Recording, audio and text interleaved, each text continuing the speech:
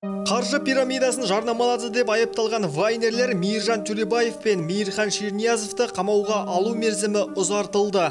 Анығын айтайық.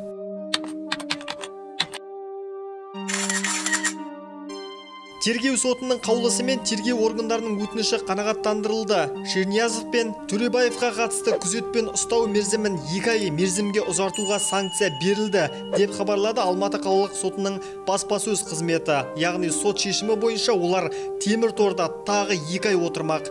Еске сала кетейік, ақпан айында Мейіржан Төребаев пен Мейірхан Шерниязов қаржы пирамидасын құрды деген күдікке ілінген еді. Алматы тергеу соты оларға кепіл түріндегі бұлтартпас шарасын санкциялады.